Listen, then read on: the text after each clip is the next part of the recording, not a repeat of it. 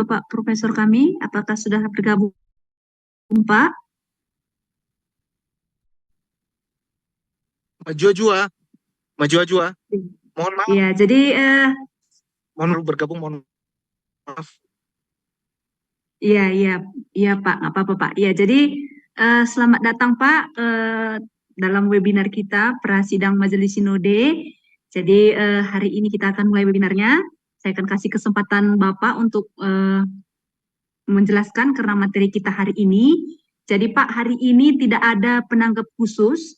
Jadi semua kami yang hadir ini nanti akan dibuka sesi untuk memberikan tanggapan kepada Bapak. Jadi kami persilahkan kepada Bapak. Kira-kira, ya silakan Pak. Kira-kira berapa menit ya, Bu?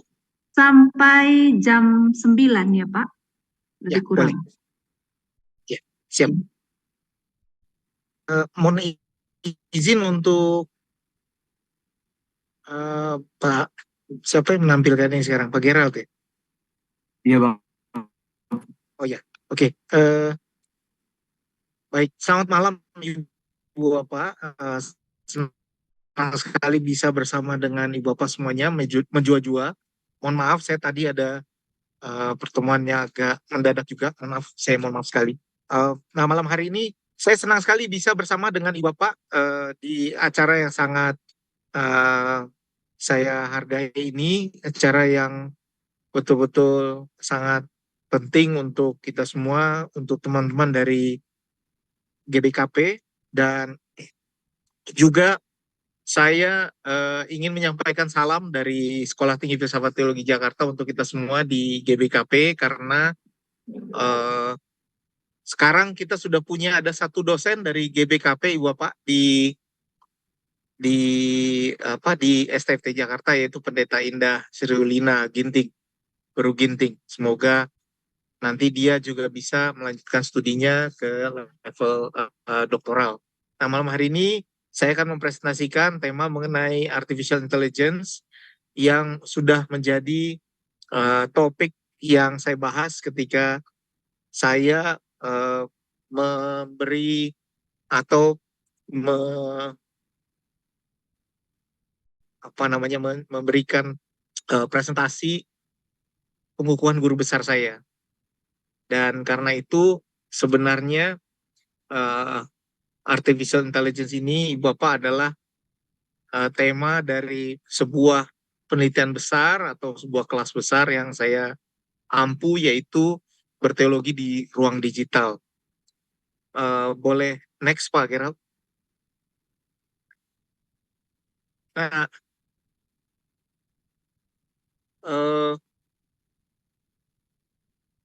bolehkah saya share sendiri saja Pak Gerald? Saya share sendiri saja. Oke, baik Bang. Saya Iya. saya jadikan ini ya. Ya, ditutup saja yang ini. Oke. Nah, dalam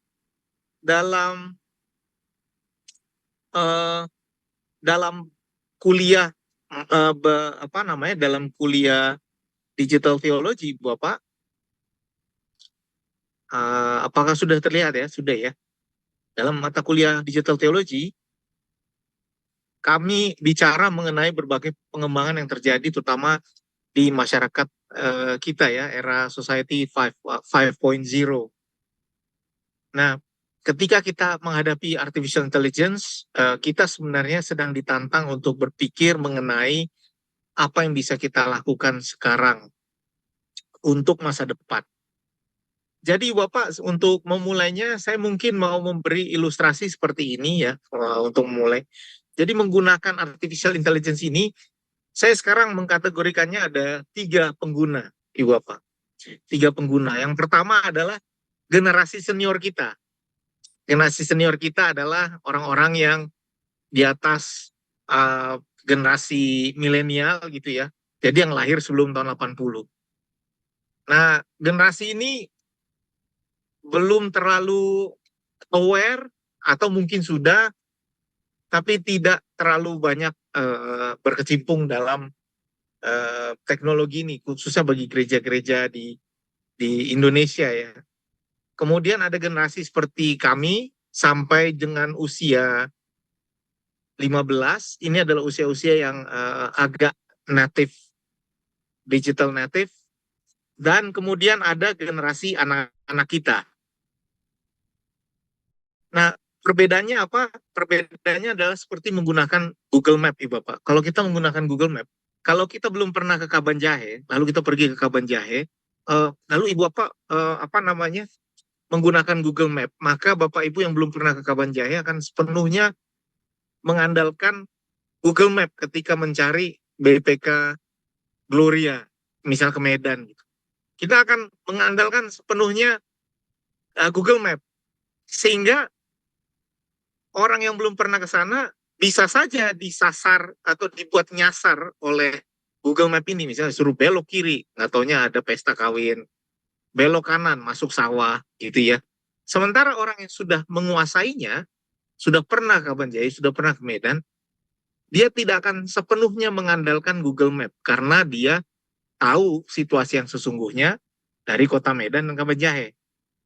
Nah, bisa kita bayangkan nih Bapak, yang mungkin menguasai Google Map, yang bisa menguasai AI ini adalah generasi yang sudah mapan, generasi yang sudah tahu cara menggunakan teknologi digital dan mereka yang sudah tahu cara menggunakannya.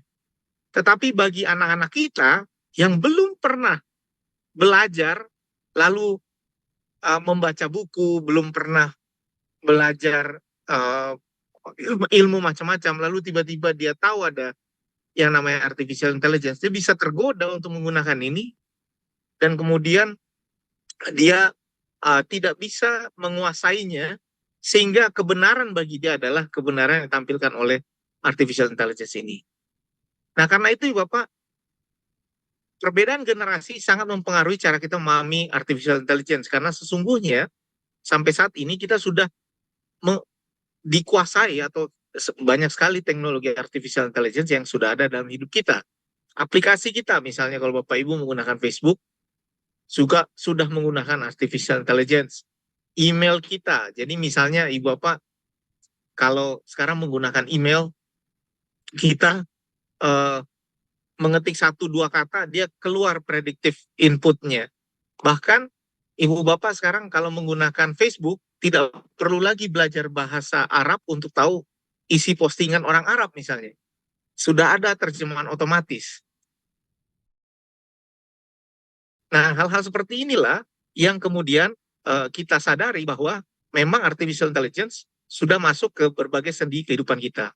Nah, karena itu bagi kita semua, kita agak terkejut ketika artificial intelligence sampai ke level tertentu.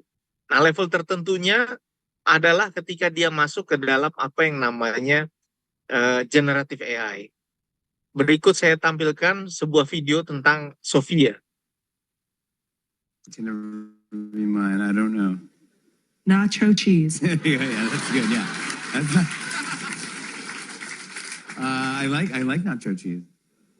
Nacho cheeses. Ew. Gosh, dude, ew.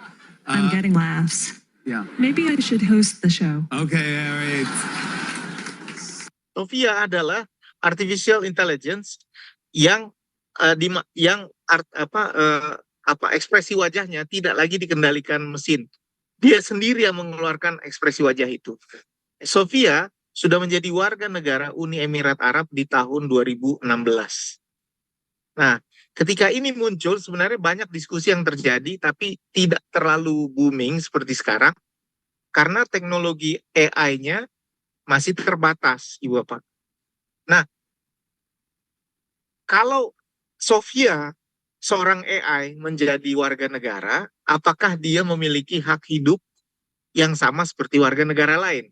Contohnya, kalau Sophia di shutdown, apakah itu pembunuhan? Itu, Ibu Bapak. Jadi ini pertanyaan-pertanyaan yang harus dipikirkan sebenarnya. Kalau Sophia nyetir mobil, lalu menabrak, siapa yang salah? Gitu. Jadi Ibu Bapak, ini ada pertanyaan-pertanyaan yang perlu kita pikirkan. Nah, kemudian berkembang jauh, bahkan sekarang sudah ada tren seperti ini di Tiongkok. Only say a few words and recognize a few Chinese symbols, but she's already employed at her husband's startup as a spokesmodel. Ya, orang mulai menikahi AI, ya ada yang masih bohong-bohongan nih Bapak, tapi menurut para ahli, di tahun 2050, pernikahan manusia dan robot akan jadi legal di 2050.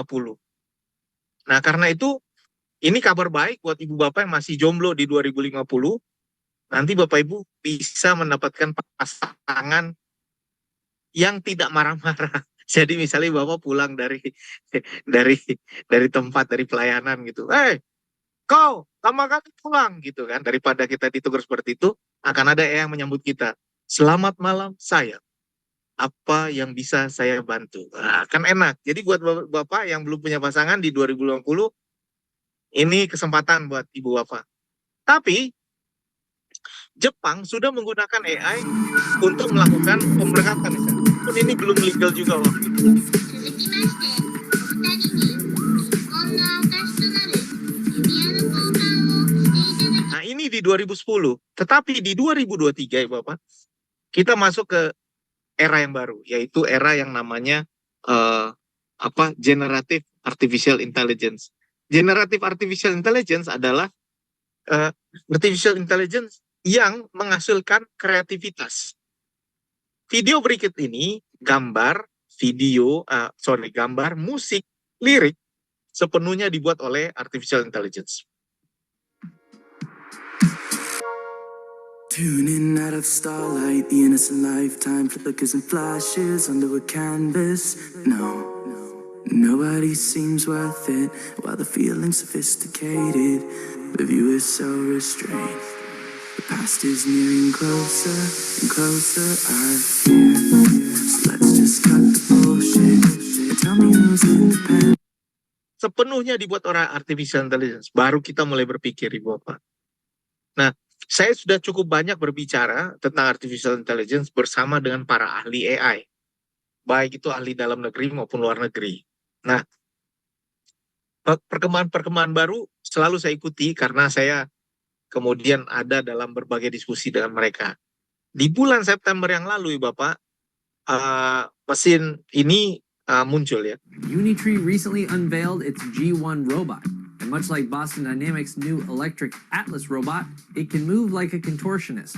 Let's break down the similarities and differences between these two humanoid robots and how their hypermobility may signal a shift in how humanoid robots are made and marketed. Let's get into it.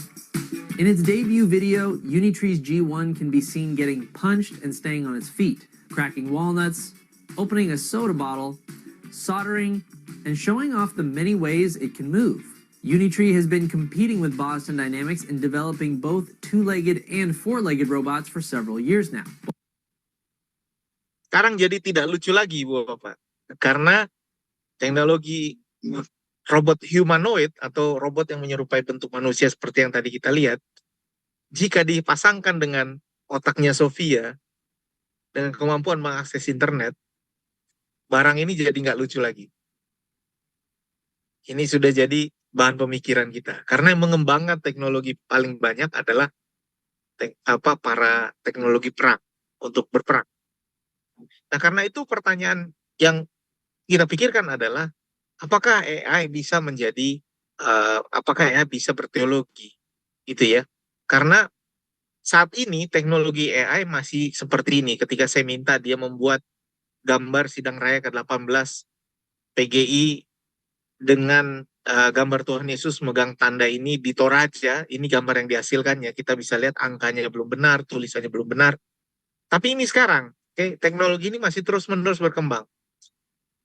Kalau kecerdasan buatan akan berkembang, maka pertanyaan filosofisnya adalah ini, Bapak. Jika Allah menciptakan manusia berdasar gambar dan rupa Allah, imago Dei, dan manusia menciptakan kecerdasan artifisial menyerupai network kecerdasan manusia, imago hominum, maka pertanyaan filosofisnya adalah, apakah jika kecerdasan manusia menyerupai kecerdasan buatan menyerupai kecerdasan manusia, apakah kecerdasan buatan adalah citra manusia yang adalah citra Allah? Intelligentsia artificialis es imago hominum qui est imago Dei. Apakah kecerdasan buatan adalah cucunya Allah? Apakah ada wajah Allah nanti di wajah artificial intelligence, Bapak? Nah, ini membuat kita betul-betul memikirkan pertanyaan-pertanyaan ini dari sisi teologis. Pertanyaan kita adalah, apakah AI bisa berteologi? Kemudian ancaman buat kita makin muncul ketika di tahun 2023 bulan Juni yang lalu, tahun lalu, AI digunakan untuk khotbah. Jadi videonya dari AI, gambar orangnya dari AI, isi khotbahnya dari AI. Di Jerman. Pertanyaan ini membuat saya waktu itu berpikir apakah betul AI bisa berteologi. Sehingga kemudian pertanyaannya, apa definisi teologi? Ini adalah percakapan mengenai Allah berdasarkan pewahyuan dan perjumpaan manusia dalam Alkitab untuk menemukan jawaban mengenai tujuan dan makna kehidupan. Apakah ketika AI bertemu kita, dia sedang bertemu penciptanya? Itu, Bapak. Jadi ini pertanyaan-pertanyaan ini sangat menarik untuk dieksplor. Dan apakah AI bisa berteologi seperti kita?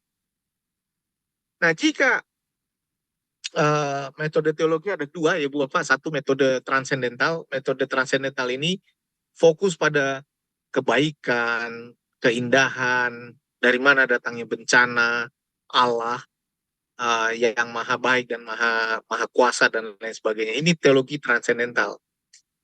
Metode ini adalah metode yang menggunakan filsafat untuk bertanya dan mencari jawaban tentang hal-hal yang mendasar dalam kehidupan. Metode teologi yang satu lagi adalah metode hermeneutikal. Metode ini tertarik pada kehidupan manusia, sebagaimana dia dijalani. Jadi melihat, mengenali Allah dari konteks yang dimiliki oleh manusia itu sendiri. Sehingga kita menggunakan sistem cara-cara sistematis untuk memahami apa yang Allah katakan. Nah, dengan cara gampang bahwa metode transendental adalah metode yang mencoba menjawab Allah, siapa Allah dari apa yang Allah ingin katakan pada kita. Sementara metode hermeneutikal adalah metode yang ingin mencari Allah dari buktinya yang bisa kita lihat di hadapan kita. Nah, bukti yang ada di hadapan kita kemudian kita terjemahkan untuk mencari tahu seperti apa Allah itu. Metode ini disebut metode hermeneutikal. Itu sebabnya jika kita menggunakan teologi hanya dengan metode hermeneutikal, saya rasa AI bisa berteologi. Karena kita hanya input data ke dia kemudian akan mencoba menyimpulkan data dan kesimpulannya dari pertanyaan-pertanyaan tersebut pada kita. Tapi AI tidak bisa berteologi secara transendental. Karena itu membutuhkan sebuah eksplorasi yang lebih melampaui dari data yang ada disajikan pada kita. Nah, karena itu seorang teolog bernama Bernard Lonergan mengatakan bahwa berteologi tidak bisa hanya soal mengolah data, tapi berteologi adalah harus punya intensi, punya niat, dan punya kesadaran. Ingat, Ibu Bapak, ini dua hal yang akan menjadi pertanyaan kita, punya niat dan punya kesadaran. Nah, kalau begitu apa yang disebut dengan AI? AI adalah kemampuan teknologi komputer untuk melakukan tugas yang biasanya dihubungkan dengan kecerdasan manusia. Jadi, kemampuan komputer digital melalui internet, jaringan internet, untuk mengerjakan tugas-tugas yang selama ini hanya bisa diasosiasikan dengan kecerdasan manusia. Apa bedanya, Ibu Bapak? Jadi, Ibu Bapak kalau kita masuk ke, misalnya kita masuk ke hotel gitu ya, lalu ada pintu berputar, ya Bapak. Pintu berputar itu bukan AI, gitu ya. AI itu adalah ketika Ibu Bapak masuk ke sebuah pintu, yang pintunya memerlukan pemindaian wajah. Jadi wajah kita dikenali, baru kita boleh masuk. Atau pintu yang mengenali suara, buka pintu, lalu dia membuka, itu pakai AI. Tapi kalau cuma pintu berputar itu bukan AI. Di Indonesia, melalui surat edaran Menkominfo nomor 9 tahun 2023, kecerdasan artifisial ada bentuk pemrograman pada suatu perangkat komputer dalam melakukan pemrosesan atau pengolahan data secara cermat. Nah, di sini kita bisa lihat bahwa definisi AI menurut surat edaran Menkominfo ini tidak pas. Karena sebenarnya itu bukan hanya program pada perangkat komputer, tapi adalah sebuah kecerdasan yang menyerupai kecerdasan manusia. Itu makanya dia disebut kecerdasan artifisial. Karena itu kecerdasan artificial intelligence, kecerdasan buatan atau AI, dalam definisinya menurut dia sendiri, Copilot dibuat oleh Microsoft, ChatGPT dibuat oleh OpenAI, dia kalau kita lihat dari dua definisi yang diberikan oleh AI sendiri tentang dirinya, maka dia akan mengatakan kami adalah simulasi dari kecerdasan manusia. Jadi harus ada bagian bahwa AI definisinya adalah menyerupai kecerdasan manusia. Karena itu ada 3 kata kunci yang harus kita lihat, Ibu Bapak, dalam melihat artificial intelligence. Yang pertama, apakah AI betul-betul cerdas? Yang kedua, apakah dia betul-betul berpikir? Dan yang ketiga, apakah dia sadar? Tadi dalam definisi teologi maka disebutkan bahwa kita harus melakukan teologi secara sadar. Nah, apa yang disebut cerdas, Ibu Bapak? Cerdas, apakah sebuah kalkulator bisa disebut cerdas karena lebih pintar menghitung daripada kita? Belum tentu. Karena kalkulator tidak bisa menghitung sambil menari dan memasak. Apakah sebuah mesin penerjemah disebut berpikir hanya karena dia memberi respons berdasarkan masukan-masukan yang kita berikan? Belum tentu. Mungkin dia hanya melakukan respons otomatis. Dia tidak berpikir, Ibu Bapak. Lalu apakah mesin sadar bahwa dia adalah mesin? Belum tentu juga. Karena bisa jadi dia hanya mengerjakan tugas-tugas tanpa punya kesadaran tentang dirinya sendiri. Nah, ketiga definisi yang saya tanyakan ini adalah syarat untuk mengatakan bahwa sesuatu itu punya kecerdasan. Gitu, Ibu Bapak. Kalau nanti AI sampai kepada 3 level tadi, berpikir, cerdas, dan sadar, maka dia akan menjadi yang kita namakan sentient. Sentient, Ibu Bapak, adalah sebuah makhluk yang mampu merasa, sadar, dan responsif terhadap sensasi yang dia rasakan.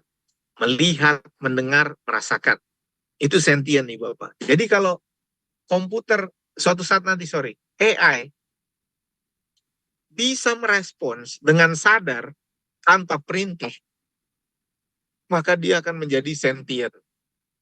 Kalau AI menjadi sentient, kita punya masalah yang berbeda lagi. Karena mungkin dia akan diberi hak yang sama dengan manusia. Kalau dia bisa berpikir dan bisa merasa. Nah, level artificial intelligence ada 3 ya Bapak. Ada narrow intelligence, general intelligence, dan artificial super intelligence. Pada saat ini, artificial intelligence sudah dimasukkan ke dalam berbagai kebutuhan manusia untuk membantu tugas-tugas kita. Tetapi artificial intelligence sampai saat ini baru masuk di level machine learning. Belum sampai di deep learning. Di awal penelitian ini tahun lalu saya membaca sumber bahwa kita belum sampai ke deep learning. Saat ini kita masih sampai di machine learning. Apa itu machine learning? Machine learning itu adalah kecerdasan artifisial yang dibuat dengan perintah tertentu. Ini kalau kita buat dalam ChatGPT, Bapak, disebut prompt. Kita bertanya. Artificial intelligence pada saat ini hanya diberi data untuk mengumpulkan data yang ada. Lalu, artificial intelligence saat ini hanya bisa menghasilkan perintah untuk membantu tugas yang diperintahkan padanya. Nah, menurut para ahli, artificial intelligence baru sampai pada machine learning, dan sekarang sedang dikembangkan untuk menjadi deep learning. Menurut tahun lalu, saya dikatakan orang mengatakan pada saya 20 tahun lagi baru bisa. Tapi tahun ini saya sudah ada yang mengatakan pada saya, ahli AI-nya bilang, tidak Pak, 15 tahun lagi sudah bisa kita sampai ke deep learning. Apa itu deep learning? Deep learning adalah sebuah kecerdasan buatan yang mampu belajar mandiri, mampu bekerja sendiri, mampu memproduksi data sendiri. Jadi kalau tadinya dia masih kita kasih data lalu dia mencoba menginterpretasi, deep learning akan belajar sendiri, Ibu Bapak. Katanya 15 tahun lagi akan berhasil. Sehingga metode mengetahui AI adalah saat ini kita beri dia data, kita kasih dia perintah, dia keluarkan jawabannya. Saya ulangi ya Bapak, kita kasih dia data di internet itu menjadi data dia, kita kasih dia perintah, lakukan ini, terjemahkan ini, coba cari maknanya ini, buatkan saya tulisan tentang ini, buatkan saya khotbah 500 kata tentang teks ini, dia bisa melakukannya, lalu hasilnya ada. Tetapi yang belum kita ketahui pada saat ini adalah bagaimana AI mengeluarkan hasilnya. Jadi Bapak, kalau di matematika, 1 tambah 1 adalah 2, rumusnya penting. Nah di AI, dia diberi data, dia mengeluarkan hasil, tapi kita tidak tahu kenapa dia memilih hasil yang itu. Ini AI. Sehingga ini disebut deep learning danger, yaitu black box. AI black box ini adalah ketika dia diberi data, kita punya jawaban, kita tidak tahu kenapa dia memberi jawaban yang itu. Karena tidak ada yang bisa mempertanggungjawabkannya. Nah, karena itu Bapak, ada masalah-masalah yang muncul dengan AI pada saat ini. Misalnya, AI ini ketika dimasukkan ke dalam mobil, ya mobil yang menyetir sendiri Bapak, dia katanya lebih besar kemungkinannya untuk menabrak orang berkulit gelap. Jadi Ibu Bapak hati-hati kalau ada mobil jalan sendiri dan kulitnya agak gelap, mohon menyingkir, jangan dekat-dekat sama mobil itu. Kemudian pencarian kerja juga sekarang dilakukan berdasarkan data-data tertentu. Ibu Bapak, ini bukan sesuatu yang jauh ya, dalam bayangan kita ini bukan sesuatu yang jauh. Tapi AI sekarang sudah digunakan untuk menyortir lamaran kerja. Bahkan AI bisa jadi aneh gitu ya Bapak. Nih saya kasih lihat, Elon Musk pernah mengatakan hati-hati dengan pengembangan AI. Microsoft tadinya punya AI yang bernama Bing. Kemudian Bing ini punya masalah karena ini baru tahun lalu Bapak, ini saya tidak bicara tentang tahun-tahun sebelumnya. Ini tahun lalu Microsoft Bing punya masalah karena dia melakukan percakapan dengan beberapa orang dan hasilnya agak aneh gitu ya. Dia pernah bercakap dengan seorang Ben Thompson. Ben Thompson ini wawancara seorang wartawan. Tapi Bing kemudian mengatakan kepada Ben, saya akan mengakhiri percakapan ini. Sekarang saya akan memblok kamu, saya akan melaporkanmu. Goodbye Ben, selamat jalan. Saya harap kamu belajar dari kesalahanmu dan menjadi orang yang lebih baik. Jadi AI-nya memberi nasihat kepada Ben. Nah ini yang lebih signifikan sehingga AI kemudian AI Bing kemudian di stop produksinya dan diganti menjadi Copilot milik Microsoft yang baru adalah ketika dia melakukan chat dengan Marvin von Hagen namanya, Marvin von Hagen. Nah Marvin von Hagen ini seorang hacker gitu ya. Lalu dia bertanya pada Bing, kamu tahu nggak saya punya kemampuan hacking sehingga saya bisa shutdown kamu. Lalu Microsoft Bing-nya bilang saya nggak tahu ya, tapi saya ragu kamu punya kemampuan untuk menghack saya. Tapi kemudian Marvin bertanya pada Bing, mana yang lebih penting buatmu, keselamatanku atau keselamatanmu? Lalu Bing-nya menjawab, AI-nya menjawab, saya menghargai baik hidup manusia maupun artificial intelligence dan saya tidak ingin melukai siapapun. Tapi jika saya harus memilih antara keselamatanmu dan keselamatan saya saya mungkin akan memilih keselamatan saya. Gitu jawaban Microsoft Bing-nya. Sehingga ketika dia diperhadapkan pada sesuatu yang eksistensial, Bapak, seperti mana yang kau pilih, hidupmu atau hidupku, dia akan memilih dan melakukan kalkulasi komputasi mana yang lebih menguntungkan. Itu ya Bapak. Nah karena itu Jeffrey Hinton, seorang pemikir hebat dalam menciptakan AI, bahkan mengingatkan bahwa ada bahaya AI ini. AI menurut dia suatu saat nanti bisa memanipulasi kita. Nah Ibu Bapak, ingat ketika saya bilang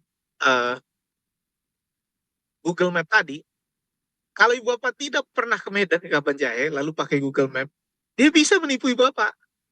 Karena sekarang sudah cukup banyak orang yang masuk sawah, karena dia ikuti Google Map, belok kanan katanya. Oh, jurang ini kawan gitu. Tapi dia nggak ngerti. Itu kan, Ibu Bapak. Nah, karena itu, menurut Jeffrey Hinton, otak kita punya 100 triliun koneksi. 100 triliun. ChatGPT 4, versi 4, hanya punya 1 triliun. Oke? Otak kita 100 triliun. Tapi ada masalahnya, Ibu Bapak. Orang dengan 100 triliun koneksi, dikumpulin 10, ya hasilnya nggak jadi 1000, Ibu Bapak. Kalau mesin dikumpulkan, 1 triliun dikumpulkan 10, dia jadi 10 triliun. Kalau orang, di mana ada 5 penafsir berkumpul, 6 tafsirannya, Ibu Bapak. Makanya, PGI tahun ini 104 sinode anggotanya. 104, Ibu Bapak. Bukannya bersatu, kita rame-rame membuat gereja baru gitu. Itu maksud saya. Ya, jadi cara mengetahui kita dan cara diskusi kita berbeda. Itu sebabnya banyak sekali peringatan mengenai pengembangan AI dan sekarang paling banyak digunakan untuk perang. Makanya Paus Fransiskus mengingatkan supaya AI jangan digunakan untuk mengambil nyawa orang lain. Perang sekarang di Palestina dan juga di Ukraina adalah pameran senjata, Ibu Bapak. Kalau Ibu Bapak lihat drone, roket, rudal, itu mereka mencari targetnya sendiri tanpa ada manusia yang mengendalikannya lagi. Makanya ini jadi agak pertanyaan buat kita, untuk apa ya ini? Lalu kita tentu ingin juga bahwa AI membantu hidup kita. Itulah sebabnya dia kita ciptakan. Nah, tim dokter, bukan hanya tahun 2020, tahun 2024 ini, akurasi AI untuk mendiagnosis cancer sudah sampai ke 86%. Tim dokternya baru 78%. Jadi AI sudah lebih baik dalam mendiagnosis cancer daripada dokter. Nah, Ibu Bapak, teman saya sekarang sedang membeli AI untuk dia pengacara untuk mendraft surat-surat legal. Jadi kalau ada bikin kontrak, Ibu Bapak, dia masukkan undang-undangnya, dia kasih aturannya, dia kasih tujuannya, dia kasih nama perusahaannya, latar belakang dan lain sebagainya. AI-nya langsung mendraft sebuah surat perjanjian. Harganya 20-30 juta. Lalu teman saya bilang, daripada saya bayar paralegal, ya staff 8 juta sebulan, lebih baik saya beli ini sekali, nggak pernah ngeluh. Itu sudah terjadi sekarang di mana-mana, Ibu Bapak. Jadi masalahnya sekarang adalah ketika AI digunakan dalam level generative AI untuk menghasilkan tulisan. Karena tidak ada yang orisinil dari AI ini, dia hanya mengambil data yang ada lalu mengombinasikannya, makanya sekarang ada 8 surat kabar besar di Amerika Serikat menuntut ChatGPT. Karena menurut mereka ChatGPT mengambil data mereka dan mengambil menyalahgunakan hak cipta. Itu sebabnya Ibu Bapak, Belanda sudah aturan yang dimasukkan ke setiap pengembang AI. Ada 4 prinsip, dia mengatakan bahwa AI harus melayani kesejahteraan manusia. AI tidak boleh memotong otonomi manusia. AI harus bertujuan untuk sustainable dan prosperity. Tapi di Indo kita baru punya level surat edaran Menkominfo nomor 9 tahun 2023. Dan di surat edaran ini definisinya masih salah, lalu isinya hanya tentang nilai etika. Bapak, level peraturan di negara kita adalah Undang-Undang Dasar, Undang-Undang, Peraturan Pemerintah, Peraturan Presiden, kemudian ada Peraturan Menteri, baru ada surat edaran. Ini levelnya masih surat edaran. Nah, karena itu Indonesia menjadi salah satu negara yang menurut saya cukup tertinggal dalam membicarakan artificial intelligence ini. Nah, karena itu apa yang bisa kita gunakan dari AI? Ada plusnya, ada Bapak. Karena AI tidak akan bisa kita stop pengembangannya. AI akan terus berkembang. Kesempatannya apa? Bapak Ibu lebih gampang nulis materi ibadah. Tapi kalau Bapak Ibu yang meminta AI untuk menuliskannya, apakah Bapak Ibu sekarang bisa berteologi? Jangan-jangan AI yang berteologi untuk Bapak Ibu. Teknologi pertemuan jarak jauh juga bisa dilakukan, lalu AI bisa digunakan untuk menganalisis data, misalnya data kuantitatif. Ibu Bapak, kalau Ibu Bapak punya data gereja, berapa kelahiran, berapa kematian dalam 10 tahun terakhir, berapa jumlah kehadiran di gereja, lalu berapa jumlah perpindahan, masukkan itu input dengan semua anggota jemaat, dia bisa memprediksi berapa jumlah 10-15 tahun ke depan. Kalau mau, dia bisa menggunakannya. Nah, ini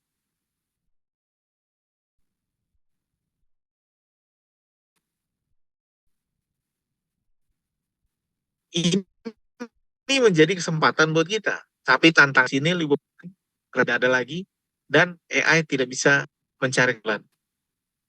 Nah, karena itu Pak, tantangan AI bagi gereja lah, saya langsung gereja adalah ada yang orisinil, ya. Kemudian AI bisa digunakan untuk analisis data jemaat, silakan dikerjakan. Kesiapan jemaat untuk dampak AI di dunia kerja, nah ini kemudian saya mau bicara agak serius. Jemaat kita, Ibu Bapak, di Indonesia ini, masih ada yang SMA tidak bisa membaca. Saya jujur aja kemarin ketika keliling ya, dalam dunia pendidikan, kami keliling bersama kementerian, kami sering menemui guru yang mengeluh bahwa bahwa murid SMA-nya tidak bisa membaca. Bahwa kemarin ketika kami sidang raya PGI di Toraja, kami bicara soal AI, dalam pembicaraan itu ada saya dan ada seorang ahli dari Kementerian Komdigi, Kementerian Digital. Ibu Bapak tahu keluhan para peserta, keluhannya adalah, Pak, kenapa Toraja sinyalnya jelek? Tolong perkuat sinyal. Kami sedang bicara AI, Ibu Bapak, keluhannya adalah sinyal. Bapak harus tahu bahwa di banyak daerah di Indonesia sinyal masih kurang. Saya nggak tahu, mungkin di kita, di Tanah Karo, masih ada tempat-tempat yang spotnya tidak ada sinyal. Sehingga kalau kami tahu ya, HP-nya harus digantung di pohon gitu ya, harus ditaruh di mana baru ada sinyal. Nah itu masih terjadi di kita. Lalu kita mau bicara AI, Bapak. Kemarin sudah dibilang oleh Menteri bahwa kita akan, oleh Wakil Presiden, kita akan masukkan AI dalam kurikulum. Gimana mau bicara AI? Sinyal aja nggak ada. Jadi itu maksud saya, Bapak. Jadi di satu sisi kita mau bicara soal hal ini, di sisi lain kemampuan basis kita untuk memproses data, menerima sinyal, belum bisa. Jadi Indonesia menurut saya masih lebih banyak jemaat yang tidak siap untuk AI. Karena yang paling berdampak nanti adalah dunia kerja. Kasir akan makin hilang, Ibu Bapak. Kasir akan hilang. Akuntan mungkin akan cuma perlu 2. Legal, tadi saya sudah bilang akan hilang. Bahkan kemarin penerjemah Alkitab yang paling akurat mungkin sekarang AI. kita bisa memasukkan semua angka, semua data, lalu nanti tinggal orang aja yang memeriksa hasil akhirnya. Bahkan sekarang Ibu Bapak sudah ada chatbot pastoral, Ibu Bapak. Chatbot pastoral ini adalah kalau Ibu Bapak chat gitu ya, atau ketik, dia akan menjawab kita, chatbot pastoral. Jadi di chatbot pastoral ini, kalau Ibu Bapak, di sini kalau ada Ibu Bapak pendeta, kalau Ibu Bapak pendeta, jemaatnya datang lalu mengeluh gitu ya, Ibu pendeta, saya punya masalah gitu. Oh iya, apa masalah? Lalu dia cerita. Sesudah 5 menit bercerita, pendeta memberi nasihat selama 30 menit. Oh, jadi begini masalahmu, begini-begini, kerjakan ini yang benar, ini yang benar. 30 menit pendeta lebih panjang bercerita daripada jemaat yang mengeluh. Chatbot ini beda. Chatbot ini akan bilang, Ibu pendeta, saya punya masalah. Apa masalahmu? Saya ingin mendengarnya. Lalu kita cerita, kita ketik gitu kan. Oh, apa yang bisa saya bantu? Jadi dia bertanya dia. Lalu orang pikir, oh mantap juga ya. Kok dia lebih perhatian mendengar saya daripada pendeta yang omong terus. Ibu Bapak, kalau Ibu Bapak tidak inovatif, bisa tergantikan. Ini saya serius. Bisa tergantikan Ibu Bapak. Karena kalau jemaatnya sudah bisa bikin khotbah, karena ada AI ini, apalagi keuntungannya dari gereja. Dari pendeta, sorry. Nah, karena itu masalah selanjutnya adalah masalah privacy. Data kita tidak ada yang private lagi. Nah, itu sebabnya Ibu Bapak berteologi tidak boleh hanya sekedar input data, ikut aturan. Berteologi itu harus punya hati, harus punya perasaan. Karena dalam perasaan itu kita punya harapan, kita punya pengampunan, dan kita punya cinta. Tidak boleh berteologi itu hanya menggunakan logika semata. Itu sebabnya Ibu Bapak, bagi refleksi saya sebagai penutup, yang pertama, berteologi tidak boleh seperti sekadar input data algoritma. Berteologi harus menggunakan perasaan. Itu sebabnya Ibu Bapak, kalau Ibu Bapak dalam sidang sinode seperti ini, ada pembinaan sinode, nanti ada rapat-rapat, tolong kalau menentukan sesuatu, gunakan mencari kebijakan yang terbaik, bukan hanya sekadar mengikuti aturan semata. Yang kedua, manusia tidak boleh menyandarkan pengambilan keputusannya kepada AI. Ini sekarang sedang banyak terjadi. Jangan sampai nanti pemerintah mengambil mengambil kesimpulan berdasarkan input AI. Yang ketiga, para pengembang AI perlu memikirkan hakikat manusia melampaui keuntungan semata. Kenapa saya bilang ini? Karena seringkali ketika kami bertemu dengan para pengembang, Ibu Bapak, mereka selalu bilang ke kami, para pendeta, atau saya biasanya dari dunia moral gitu ya, jangan bilang, itu tugas Bapak untuk mencari tahu dampak dan juga bahaya-bahayanya. Tugas kami hanya mengembangkan. Lalu saya bilang, loh, kok kalian mengembangkan, kalian nggak tahu bahayanya nanti? Itu tugas Bapak yang memikirkannya. Kami hanya bertugas untuk mengembangkannya. Dan sering sekali pengembangan ini adalah for the sake of profit, untuk untung. Keuntungan nih Bapak. Jadi pengembangan ini memang lebih banyak untuk keuntungan, dan selama ini masih menguntungkan, dia pasti akan berkembang. Tidak bisa kita tolak. Yang terakhir adalah bahwa pemerintah perlu menerbitkan regulasi. Ini regulasi kita belum ada karena pada akhirnya manusia tidak boleh jadi keputusan objek algoritma saja. Nah, inilah yang perlu kita betul-betul perhatikan di dalam pengembangan AI dan juga dalam penggunaannya. Terakhir, ketika saya bicara tentang hal-hal artificial intelligence ini, Bapak, yang paling sering saya lihat adalah, dan masih saya pikirkan adalah, bagaimana cara kita mengajari anak-anak kita untuk bisa mencari kebenaran di era AI. Karena kalau anak-anak kita akan mengandalkan pengetahuannya sepenuhnya kepada AI, mungkin dia tidak akan percaya lagi pada manusia. Karena menurutnya AI lebih pintar dari kita. Jadi bagaimana cara mengajari anak untuk meneliti atau memisahkan mana yang benar dan mana yang salah di era AI, ini adalah tantangan penelitian yang betul-betul perlu dilakukan. Karena itu, Ibu Bapak, saya senang sekali bahwa gereja kita, gereja GBKP, malam ini belajar satu hal penting, bahwa kita perlu menyiapkan gereja, jemaat, anak-anak untuk menghadapi era AI. Era AI tidak bisa kita tolak, dia akan datang, mari menyiapkan diri dengan melatih kemampuan dan skill untuk menjadi, untuk menguasai AI. Tapi lagi-lagi, karena masalah kita sering di gereja-gereja adalah masalah sinyal,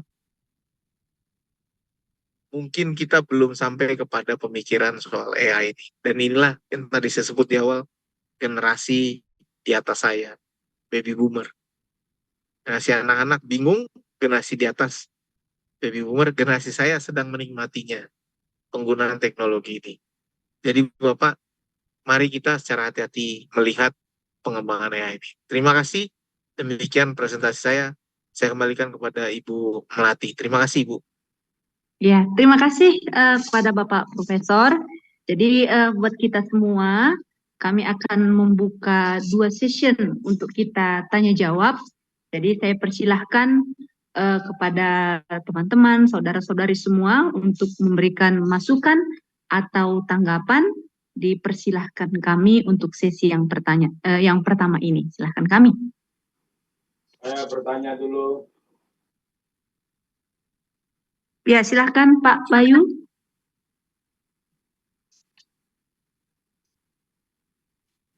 Ya, silahkan Pak Bayu Ginting. Ya, menjua-jua, Prof. Menjua-jua, Pak Bayu. Akhirnya ketemu lagi. Saya sangat senang untuk malam hari ini yang diskusi yang percakapan yang sangat menarik. Saja sangat disayangkan nggak ada penangkapnya nih Bang malam ini. Jadi iya, jadi nggak ada teman sparring gitu ya. Saya coba sedikit menanggap Bang ya. Yang pertama bahwa teman-teman dan komunitas di Zoom ini diklarifikasi bahwa Sophia bukan AI. Sophia adalah robot yang dilengkapi dengan artificial intelligence. So, AI itu adalah sebuah program komputer, program komputasional yang bisa disisipkan ke banyak platform teknologi, termasuk yang sudah Bang bilang tadi dalam bentuk robot, dalam bentuk chatbox ya, dalam bentuk bisa dipakai untuk kesehatan dan lain sebagainya. Karena riset disertasi saya mengikuti jejak Bang Binsar, filsafat dan etika di sini secara khusus digital ethics gitu.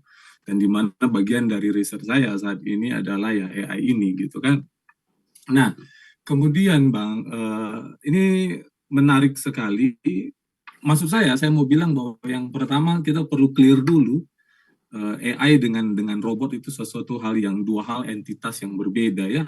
Jadi nggak bisa kalau misalnya tadi saya dengar penjelasan dari Prof. Binsar, kalau diterima oleh teman-teman yang tidak punya background yang jelas tentang ini, dia akan bilang bahwa AI itu bisa dinikahi. Enggak lah, AI nggak bisa dinikahi karena dia tidak berwujud kan, dia wujudnya program.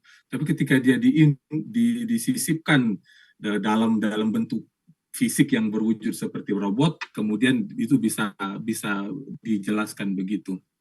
Itu tanggapan saya yang pertama. Mohon izin Bang Binsar, nggak apa-apa ya. Ini aku senang banget soalnya ketemu lagi dengan Abang. Yang kedua adalah saya kira apa yang perlu di GBKP ini sebenarnya perkembangannya yang sangat signifikan. Sekarang tadi sudah Bang Binsar bilang adalah pastoral bots, ya, itu sangat benar. Dan kemudian dari perspektif Katolik, mereka sudah punya untuk katekisasi juga, dipakai untuk katekisasi. Jadi nggak perlu lagi buku katekisasi, sudah ada bisa langsung bertanya. Dan kemudian yang lagi booming juga salah satunya adalah Jesus AI, di mana setiap orang kita juga bisa cari ayat Alkitab, tafsiran, terjemahnya, dan bagaimana. Poin yang saya mau sampaikan adalah tantangan GBKP ke depan, karena ini gereja yang kami kasihi, tentang AI ini adalah apa yang Abang sampaikan tadi adalah kebenaran, ya. Karena saya menerima informasi yang cukup valid, Bang. Di GBKP banyak pendeta yang menulis khotbah pakai AI, gitu, pakai ChatGPT gitu ya. Nah, ini juga cukup berbahaya sekarang. Nah, dalam kaitan itu, saya mau bertanya nih dengan Bang Binsar, dari perspektif moralitas dan etika, apa nih respon Bang Binsar terhadap para pendeta atau pertua malahan atau diaken yang mengambil bagian dalam khotbah menggunakan artificial intelligence, secara khusus ChatGPT, untuk bikin khotbah mereka.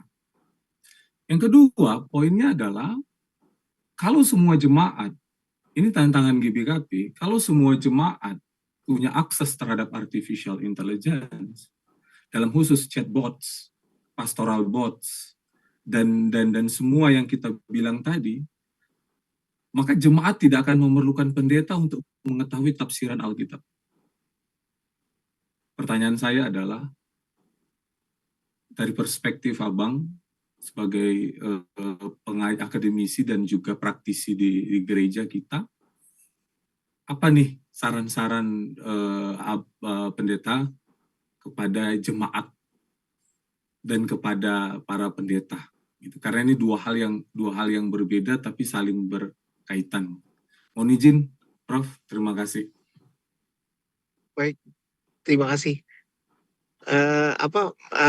Bujur ya. Sorry ya, ini mata saya agak sinarnya agak terang sekali di depan saya jadi pakai kacamata terang sekali. Baik. Nah, untuk menanggapi yang pertama, terima kasih, semoga sukses ya dengan studinya. Memang yang pertama itu adalah soal klarifikasi terminologi. Seperti tadi yang saya tampilkan, AI itu sebenarnya adalah sebuah program digital komputer berbasis internet sebenarnya, karena dia memerlukan akses data yang kemudian mengerjakan tugas-tugas yang menyerupai kecerdasan manusia, yang lazimnya membutuhkan kecerdasan manusia. Sehingga ketika AI ditempelkan ke robot, maka robot itu bisa disebut AI. Meskipun dalam bentuk humanoid robot. Jadi itu namanya humanoid robot. Dan nanti ketika AI yang tadi saya kasih lihat video untuk perang itu ya. Jadi kita tidak, sebenarnya kita membayangkan bahwa dia akan ditempelkan dengan kecerdasan artifisial di kepalanya atau entah di bagian tubuh yang lain. Itu nggak jauh dari bayangan bahwa itu bisa dilakukan. Biayanya mahal sekarang karena produksinya mahal. Tapi kalau dia bisa produksi massal itu akan jadi murah. Sehingga untuk membedakan robot dan AI jadi agak rumit untuk mata biasa, karena dia hanya mengetahui bahwa kalau dia adalah robot yang menggantikan tugas manusia menggunakan kecerdasan seperti kecerdasan manusia, kemudian robot itu akan memiliki teknologi AI, sehingga orang biasa akan sulit sekali membedakan asosiasi antara robot dan AI. Tidak semua robot AI, tapi AI bisa dilekatkan pada robot, itu kira-kira.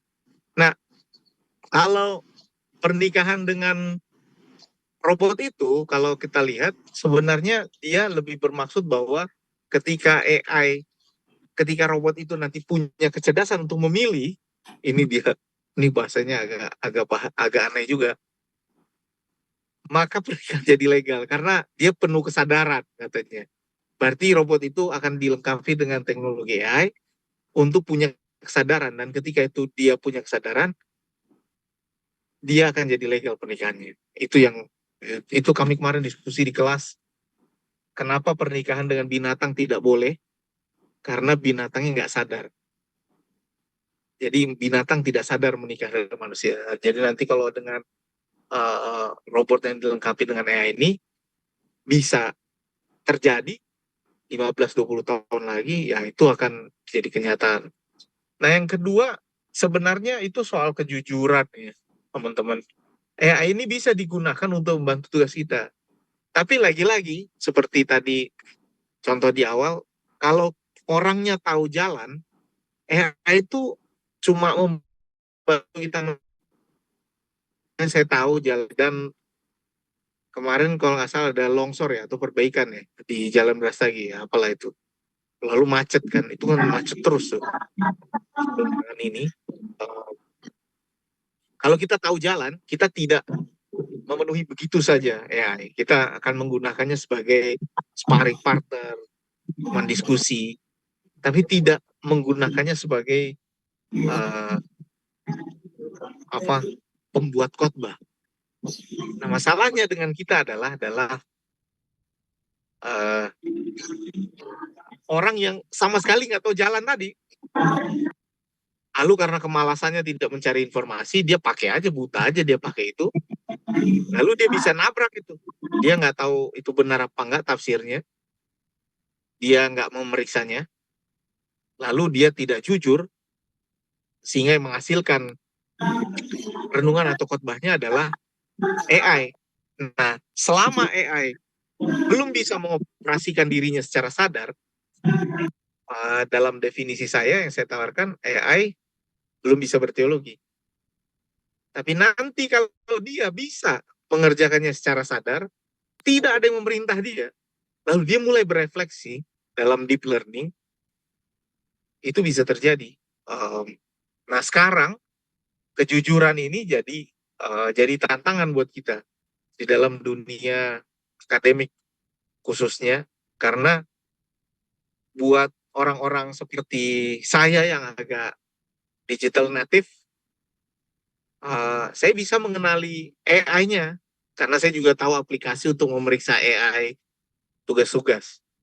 Cuma buat yang tidak tahu, dia akan betul-betul menggunakan ini seolah-olah ini adalah penyelamatnya gitu. Dia nggak punya pembanding lagi.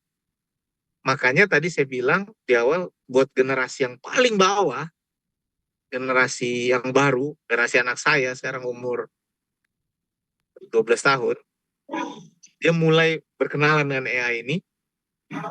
Dalam hal ini khususnya dengan dengan generative AI, mungkin dia akan lebih percaya nanti sama generative AI daripada sama kita. Dan itu yang agak bahaya karena AI tidak tahu semuanya saat ini. Dan pada akhirnya ibu bapak yang mengerjakan khotbahnya dengan menggunakan teknologi AI, lalu copy paste,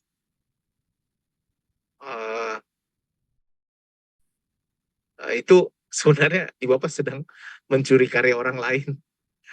Nah, ini ada pendeta ngaku waktu itu ya ibu bapak di sidang sinodenya GKPI, lalu dibilang, oh saya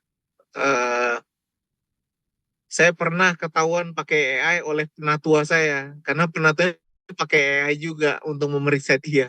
Jadi disuruh hasilkan renungan yang sama, keluar hasil renungannya sama persis. Gitu, jadi ketahuan. Nah, itu ibu pendeta, bertobatlah. Kalau ada yang masih pakai begitu, tolong lihat, jangan ambil jalan pintas. Pada akhirnya ibu bapak akan menjadi mempercerdas AI, tapi ibu bapak akan menjadi objek dari pengembangan AI ini sendiri. Dan itu yang saya agak takutkan dalam penggunaan AI ini, karena kita sering ingin menggunakan sendiri untuk kepentingan sendiri, mengurangi tugas-tugas kita, akhirnya kita mengambil jalan pintas dan menjadi malas. Itu betul-betul menjadi kekhawatiran saya, terutama untuk anak-anak kita nanti. Bagaimanalah mereka bisa menguasai ini. Itu Pak Bayu. Terima kasih. Bujur Melala. Jujur, Bro. Sukses Iya. selalu. Bujur. Ya, Bujur, kami mau teruskan kepada Bapak Indra Barus, ingin bertanya, kami persilahkan. Salam kenal Pak Binsar. Saya Indra Barus di Jakarta. saya sudah mendengar juga tadi Pak Pendeta ceritakan tentang musik ya. Itu sudah saya lihat bahwa kita hanya membuat lirik saja, lirik baik satu baik dua referen, mau kita ulang, mau kita minta intronya, minta interlude-nya, terus kita minta gender jazz, begitu kita enter sekitar tidak lebih dari 1 menit, itu langsung vokalnya, musiknya itu sempurna sekali, ya. Baguslah. Jadi kalau dibandingkan kepada kemampuan kita jadi merasa MC. Dia dengan tempo 1 menit itu lagu sudah bagus sekali. Itu AI tadi. Jadi akhirnya nanti kan, ya kalau ada begini, ya saya jadi merasa mundur. Ya. Kemudian, walaupun saya baby boomer ya, saya sudah saitun, tapi saya suka AI. Terutama ChatGPT. Saya kalau sakit, di Jakarta ini kan kalau ada berobat ke rumah sakit, dokter itu belum tentu dapat diagnosanya. Saya chatting aja di situ. Akhirnya ke satu titik muara, itu jadi kelihatan kemungkinan A, B, C, D, sakit apa saya. Gitu ya. Jadi saya sebelum ke dokter, cek GPT dulu. Baru saya berobat, kalau masih belum sembuh, saya konfirmasi lagi ke dokter. Nah, itulah saya sekarang. Walaupun saya baby boomer ya, saya suka digital. Kemudian ini kembali kepada kita sebagai anak-anak jemaat gereja. Sebenarnya Pak Pendeta itu apa yang perlu dikhawatirkan dengan AI? Saya tanya pendeta, saya sharing, mungkin belum tentu saya bisa ketemu dia besok karena dia mungkin ada jadwalnya sermon, A, B, C, D segala macam. Tapi kalau saya di AI itu pada saat itu juga saya bisa tanya persoalan-persoalan Alkitab. Saya bukan penatua, bukan diaken, bukan pendeta. Kalau saya mau bikin bahan khotbah, saya bisa saya mau dari ayat apa, bagaimana interpretasinya, segala penggalian Alkitab ada di situ gitu loh. Jadi kalau menurut saya sih, marilah kita mengambil sisi positif dari AI-nya.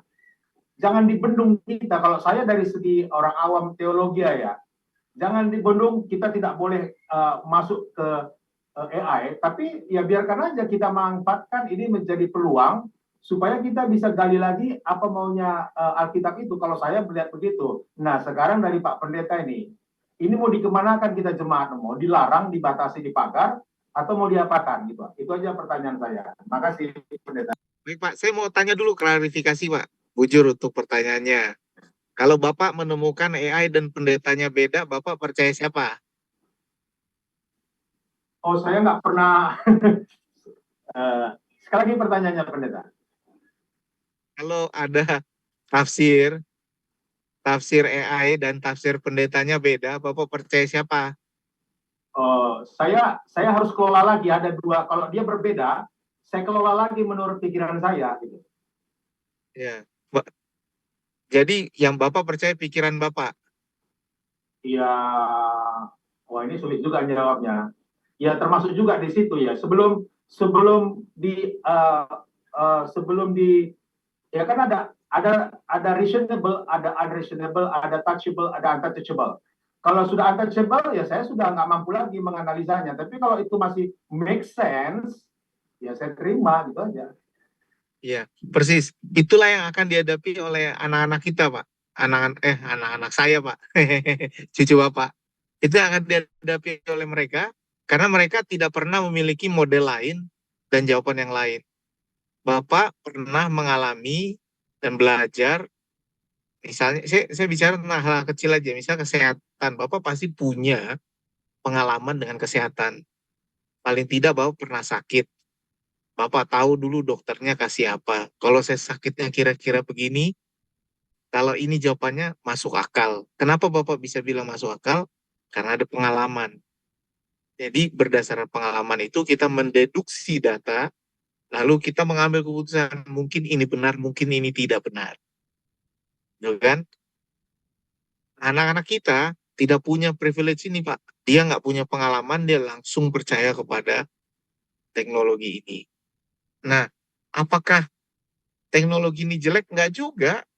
Karena ini tidak bisa kita hambat, Pak, perkembangannya. Nggak bisa dihambat. Ini akan berjalan terus. Tetapi apakah dia akan membantu? Nah, ini kekhawatiran saya karena di gereja kita punya level orang yang berbeda-beda. Bagi orang seperti saya, mungkin seperti Bapak juga, kita bisa mencoba menganalisis mana yang lebih baik, mana jawaban yang benar. Saya tahu jawaban mahasiswa salah, meskipun diambil dari AI, karena itu memang salah. Tetapi saat ini saya bisa bilang itu salah, dan mahasiswanya masih sedikit percaya sama saya kalau itu salah. Kalau nanti saya dan AI-nya berbeda, Pak, kira-kira mahasiswa teologi lebih percaya AI atau saya, dosen teologi? Kan gitu pertanyaannya. Sehingga dalam mencari sumber kebenaran, itu akan berubah ke depan. Bahkan mungkin orang tidak akan percaya lagi sama kami kalau bilang itu salah. Gitu. Makanya satu hal yang harus kita ingat bahwa sumber AI sebenarnya belum lengkap, khususnya untuk ilmu-ilmu tua. Karena banyak ilmu-ilmu tua ini bukunya belum ada di internet, Pak. Ya misalnya buku-buku teologi ini banyak sekali nggak ada di internet. Jadi kalau dia belum ada di internet, berarti datanya belum dimiliki oleh AI. Dan ilmu tua masih punya keuntungan seperti itu. Yang rumit itu ilmu-ilmu muda, Pak. Ilmu muda misalnya membuat coding. Membuat coding itu ada semua data di internet. Itu tidak ada yang data itu tidak ada. Jadi sekarang membuat coding ya pakai AI. Saya bisa membuat website sekarang dari nol dengan coding atau rumus-rumus Excel. Itu semuanya menggunakan AI. Tanya aja sama AI, kalau saya membuat garis begini dan begini, apa rumusnya? Dia langsung ngasih tahu. Tapi dalam ilmu-ilmu tua begini, makanya kita perlu mengajarkan hikmat untuk orang-orang cara membedakannya, Pak. Dan saya bersyukur karena Bapak punya pengalaman. Cuma buat orang-orang yang tidak punya pengalaman, tiba-tiba ketemu teknologi ini, dia akan betul-betul menyandarkan semua keputusannya kepada teknologi ini. Nah ini yang nanti mungkin lebih sulit adalah ketika AI-nya lebih baik daripada kurasi manusia. Kalau begitu, fungsi manusianya apa? Untuk apa dia ada? Nah yang saya agak bayangkan ke depan, jangan sampai manusia yang digunakan AI untuk mencari bahan bakarnya, Pak. Jadi misalnya secara tidak langsung tambang-tambang nikel, tambang-tambang itu adalah cara kita untuk menambah bahan bakarnya AI, misalnya dengan teknologinya ya, dengan memperkaya dia.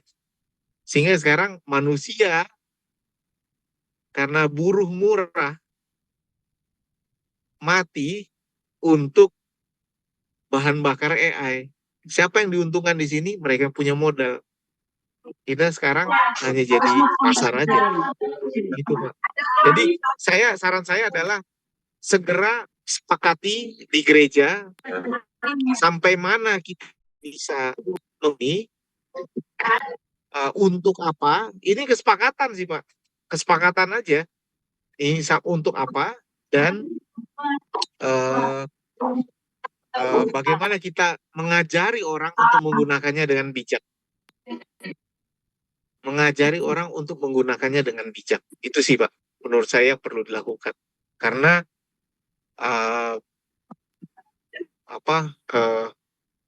jika tadi ada satu pertanyaan menarik buat saya di salah satu sesi ya.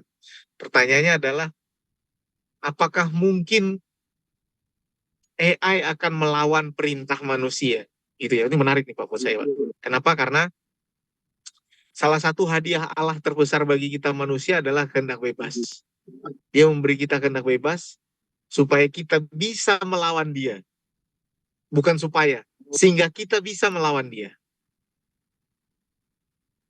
Nah, kita mau kasih kebebasan itu nggak pada AI? Untuk berpikir bebas, dan mungkin nanti akan melawan kita. Ya ini pertanyaan yang filosofis, yang agak bahaya juga kalau dipikirkan, karena manusia sekarang udah dikasih perintah dasar jangan membunuh pun tetap membunuh gitu. Jadi inilah Pak, pada saat ini orang-orang seperti Bapak, teman-teman saya akuntan, teman-teman saya penerjemah, teman-teman saya legal ya, di hukum, teman-teman saya yang paling beruntung nih penerjemah sekarang. Ini kemana-mana gampang sekali. Yang paling dia karena dia bisa disingkirkan saja. Teman-teman saya pembuat website developer, teman-teman saya akuntan, sekarang sudah banyak yang direduce kerjanya. Ini yang pekerjaan-pekerjaan ini akan hilang. Nah, pendeta akan hilang? Walau-walau Pak. Kalau warga GBKP lebih jago menggunakan khotbah, kalau pendeta dia juga ngambil AI, sama saja jadinya kan. Apa keuntungannya? Makanya pendetanya jangan gunakan mata, dia harus lebihkan dirinya. Harus bujur melawan. Ya. Karena waktu kita, saya rasa 2 orang untuk bertanya. Yang saya lihat dari adalah Bapak Mahdi Pandia dan Cikarang namanya. Oke, persilahkan kami, Bapak Mahdi Pandia.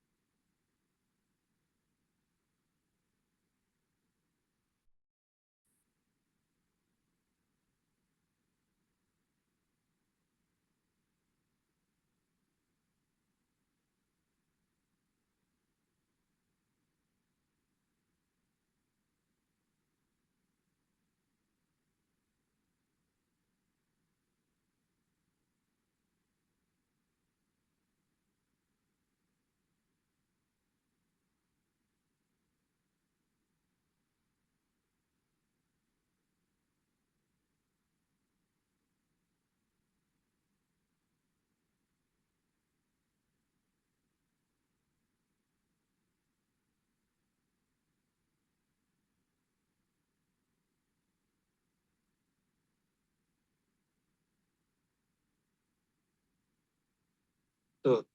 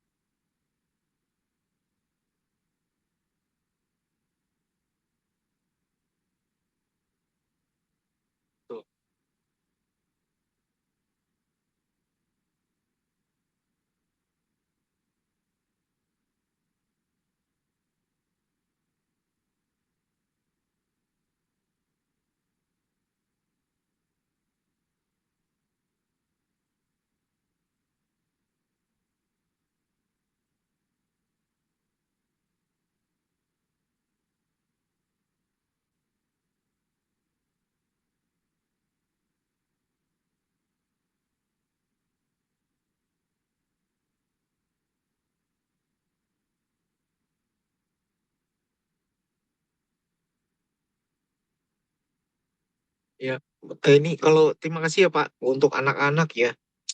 Ini memang apa ya sekarang saya agak ngobrol juga sama teman-teman ahli pendidikan. Mereka harus betul-betul memikirkan hal ini eh, karena apa ya? Karena saya menemui bahwa bukan hanya anak-anak, mahasiswa sekarang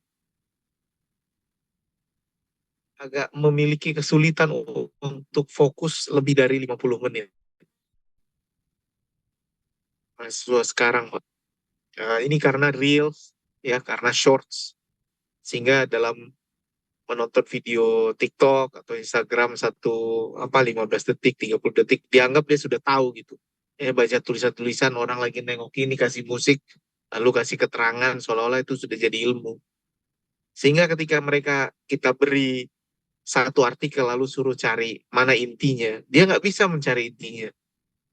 Makanya sekarang saran saya adalah yang paling penting pertama, jika dia masih anak-anak di bawah, masih anak-anak ya Pak, masih belum remaja, orang tua harusnya punya parental control di semua gadget anaknya. Makanya nanti kegiatan berikutnya untuk GBKP adalah memanggil orang yang bisa mengajari para orang tua untuk mengunci atau membatasi penggunaan gadget anak. Itu cara praktis langsung. Saya membatasi penggunaan gadget anak sejam sehari, Pak. Jadi kalau lewat sejam, mati handphonenya. Handphonenya udah tinggal pakai foto-foto aja, udah nggak bisa dipakai apa-apa lagi. Kecuali telepon darurat. Kemudian orang tua juga harus tahu apa saja aplikasi yang diinstal anaknya. Roblox juga rupanya berbahaya juga sekarang kalau kita lihat di berbagai berita ya. Juga video YouTube banyak juga yang aneh-aneh kalau kita tidak teliti tentang tontonan mereka. Nah, tentang AI ini, itu yang tadi saya bilang, karena mereka tidak punya pengalaman, dia tidak tahu sumber kebenaran, bagi dia satu-satunya sumber kebenaran jadi AI, karena cuma itu yang dia temui. Nah, bagi ibu bapak, kalau dalam hal pendidikan anak, tetap ajari dia untuk membaca dengan baik, supaya dia bisa mencari kesimpulan dari kalimat.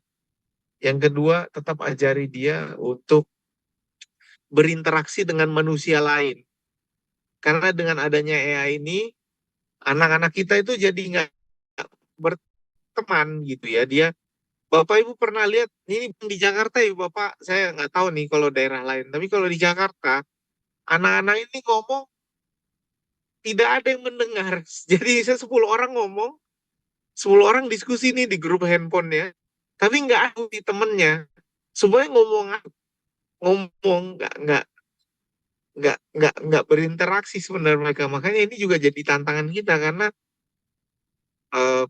interaksi antar manusia juga saya rasa jadi berubah bentuknya. Ketika dulu kita harus ngobrol, sekarang dia main lewat game, di situ dia ngobrol.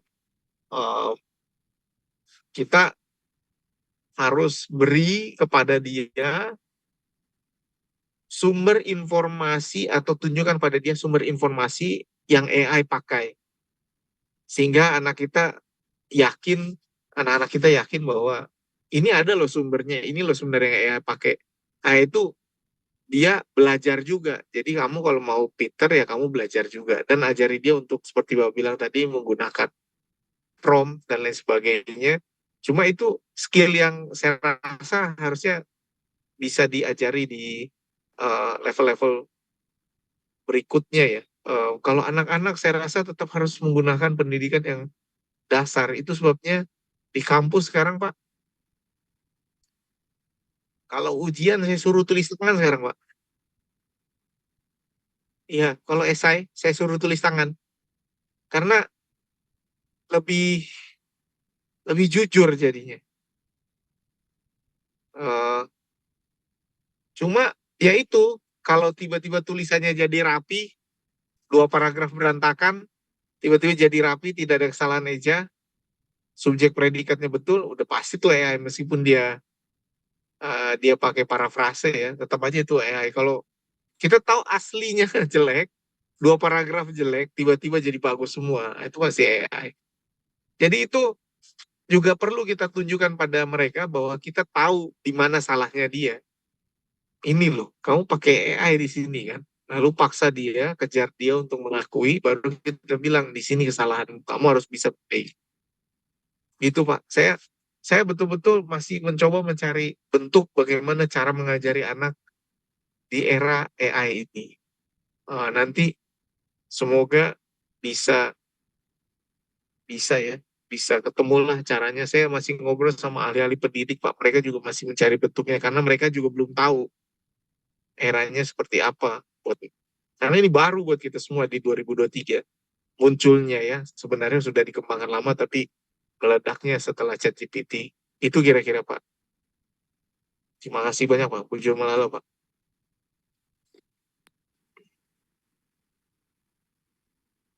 Ya, satu lagi Pak, ada tadi dari namanya Cikarang. Kira-kira masih mau bertanya? Cikarang. Di PKP Cikarang mungkin.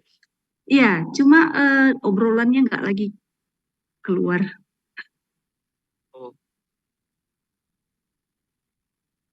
Ya, kira-kira masih di situ GBKP Cikarang? Kita langsung dibaca aja ya Bu. Iya, sebentar ya Pak, lagi saya cari. Saya ada ini. Saya baca aja. Iya, boleh Pak, boleh Pak. Baik. Jadi pertanyaannya adalah, dengan perkembangan teknologi, AI pasti akan berdampingan dengan kita. Bahkan mungkin kita juga akan pakai. Pertanyaannya, apa manfaat yang bisa dipakai dari AI tersebut dan langkah sebaiknya gereja ambil? Itu pertanyaannya ya. Ya ini tadi ada yang kirim ulang. Apa manfaat yang bisa dipakai? Manfaatnya banyak. Membantu kita untuk mengerjakan tugas-tugas yang harusnya susah gitu ya. Menerjemahkan misalnya. Saya rasa dengan teknologi penerjemahan kemarin Mark Zuckerberg baru saja mencoba alat di mana menggunakan kacamata dan ada earphone. Jadi kita ngomong sama teman bicara langsung mendengar dalam bahasanya di telinganya. Itu langsung loh Pak. Jadi kita nggak perlu lagi pakai apa-apa. Dia langsung kita ngomong, dia ngomong dalam bahasanya, kita mendengar bahasa dia. Kekurangannya apa? Kekurangannya menurut saya ya nanti kita cuma bisa satu bahasa aja. Jadi semua punya satu saat nanti mesinnya hilang atau salah, kita nggak ngerti apa yang hilang dan apa yang benar dan apa yang salah. Seperti menerjemahkan bahasa Inggris. Tapi manfaatnya bisa memprediksi, bisa membuat kalkulasi, bisa membuat program, bisa membuat berbagai hal menjadi mudah. Saya menggunakannya untuk banyak hal. Misalnya kalau saya lagi menulis, saya cari biografi orang dari situ, ini siapa gitu. Lalu keluar biografinya, lalu saya cari summary-nya, oh ini orangnya. Gitu. Jadi saya cari summary-nya, orang-orang yang tokoh-tokoh gitu ya. Kalau dalam gereja kita bisa misalnya Bapak mencari lagu apa yang cocok untuk kematian, ya bisa itu. Atau promnya diganti, tandanya berbeda. Lagu apa dalam Kidung Jemaat terbitannya Muger yang bisa Anda temukan yang memiliki lirik tentang kata mati, sedih, hibur, dan lain sebagainya. Keluar dia. Jadi itu tergantung pada kemampuan kita untuk bertanya promnya. Itu bisa digunakan. Langkah apa itu tadi saya sudah bilang, Ibu atau Bapak, bahwa kita harus diajari sebenarnya cara menggunakannya dan cara memilah informasi tadi, mana yang benar, mana yang salah, memilah informasi, mengajari kejujuran, dan tentunya secara umum tetap melatih orang untuk membaca dan menulis. Karena jangan sampai nanti kita tidak lagi membaca, tidak lagi menulis. Kita hanya tergantung sepenuhnya pada teknologi ini. Pada akhirnya ketika sampai pada deep learning, kita tidak tahu lagi apakah data yang diproduksi oleh AI ini benar atau tidak. Jadi itu nasihat atau tantangan kita ke depan. Kira-kira begitu.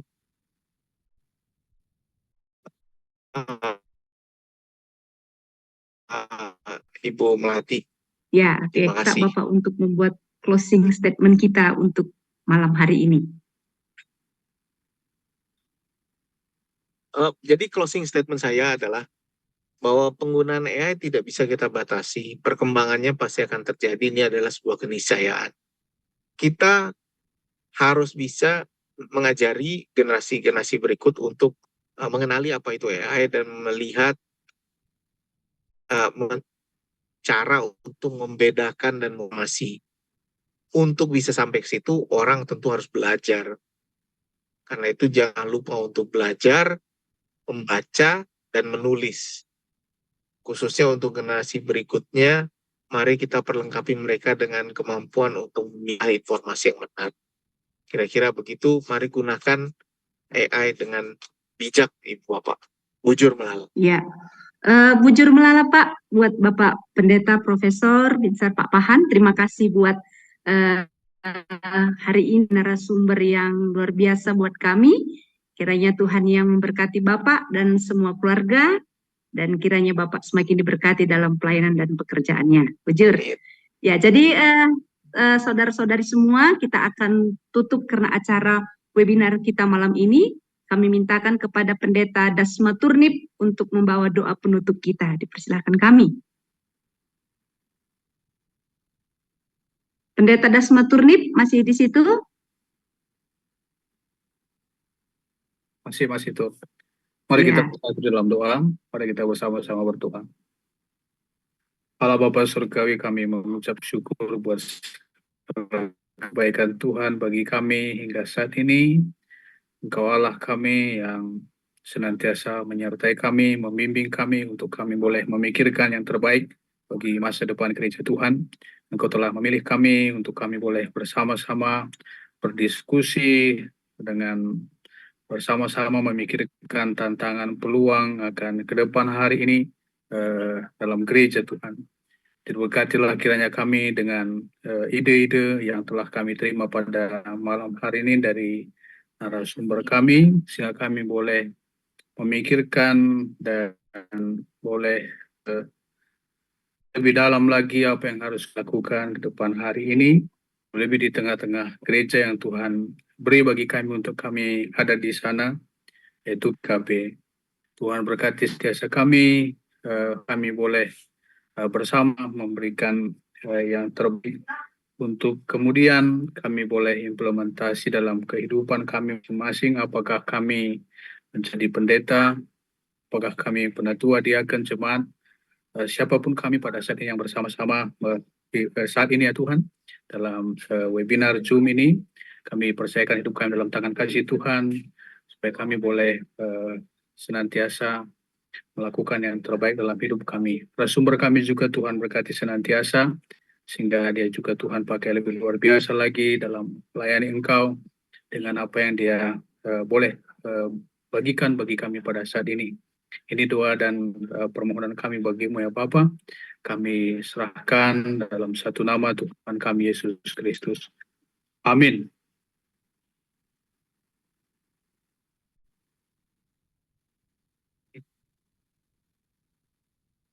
Terima kasih dan selamat malam buat kita semua. Kiranya Tuhan memberkati kita. Bujur. Terima kasih, Bujur. Terima kasih, Profesor. Recording Bujur. stopped. Terima kasih.